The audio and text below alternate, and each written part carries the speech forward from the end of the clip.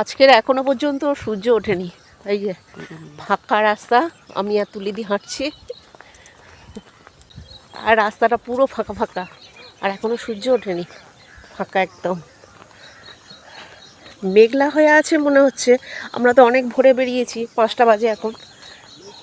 ফাঁকা রাস্তা আর এখনো সূর্য ওঠেনি, পুরো মনে হচ্ছে সন্ধ্যে 6টা। ছেলের পরীক্ষা চলছে, 6:30টার মধ্যে বাড়ি ফিরতে হবে, তাই একটু সকাল সকাল বেরিয়েছিলাম। এই যে হাঁটছে,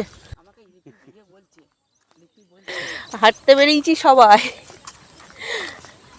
আজকের মেঘ করেছে খুব, আর গুমোট, একটু হাওয়া নেই, ঘামে ঘাম হচ্ছে খুব। মেঘ না, গুমোট হয়ে আছে একদম, যে ছাইটা যে হাওয়া বাতাস কিছুই নেই, সেইটাই আর কি মেঘ মতো হয়ে আছে। পলিউশন 142, মানে বিভৎস বাজে।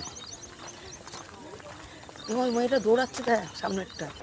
বাড়িতে ফিরলাম 6:30টায়। এসেই সঙ্গে সঙ্গে রান্নার সমস্ত জোগাড় করে নিয়ে রান্না শুরু করে দিলাম। খুব তাড়াতাড়ি করে সমস্ত কিছু করতে হয়, ছেলের পরীক্ষা চলছে, ও বেরোবে 7:30টার সময়। ও অবশ্য কিছু খেয়ে যায় না, একটু ফলের রস খেয়ে বেরিয়ে যায়। স্কুল থেকে ফিরে ভাত খায়, ও ফিরবে 10টা 15তে। ফিরেই কিন্তু সঙ্গে সঙ্গে স্নান সেরে আর ভাত খাবে, তার জন্য আমার এই তাড়াহুড়ো করে সব কিছু করা। আর মেয়েও চাকরি করে, ও বেরোবে 8টার সময়। ওর হালকা টিফিন বানিয়ে দিতে হয়, নইলে শুধুমাত্র চা বিস্কুট খেয়ে বেরিয়ে যায়। আর ওদের বাবা বেরোবে 10টার সময়, মানে পরপর সব বেরোতে থাকে। ছেলের পরীক্ষা চলছে, একটু বেশি রকম করে রান্না করলে ও বেশি খুশি হয়। একই জায়গাতে মেয়ে আর বাবা চাকরি করে, তাই মেয়ের খাবারটা ওদের বাবা নিয়ে যাবে। শাক তো আমার বাড়ি ছেলে মেয়েটা পছন্দ করে না, তাই একটু এইরকম আলু পেঁয়াজ দিয়ে ভাজা করে শাকটা রান্না করলে ওরা খুব পছন্দ করে আর খুব ভালো খায়ও। কলমি শাকের সঙ্গে এইরকম আলু পেঁয়াজ দিয়ে ভাজা করে থাকি। সব রান্না হয়ে গেছে, আর ও স্কুল থেকেও ফিরেও এসেছে। চলুন ওকে খেতে দিয়ে দিই। কি করেছে? এইটা হচ্ছে ডাল, প্রেশার কুকারে সিদ্ধ করেছি, পেঁয়াজ তেল লঙ্কা দিয়ে একসঙ্গে প্রেশার কুকারে সিদ্ধ করেছি। আর এটা হচ্ছে কলমি শাক আলু ভাজা, আর এটা হচ্ছে চিংড়ি দিয়ে মটর ডাল দিয়ে বড়া, আর এটা হচ্ছে লাউ পাতায় রুই পাতুরি, আর পোস্ত দেয়া নারকেল দেয়া সব কিছু দিয়ে লাউ পাতায় রুই পাতুরি।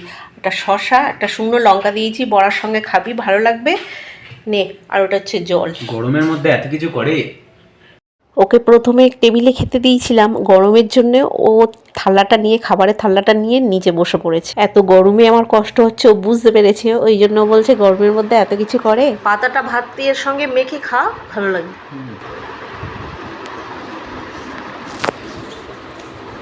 কেমন আছে? ভালো হয়েছে? ভালো হয়েছে, টেস্ট হয়েছে? নারকেল একটা ফ্লেভার আছে।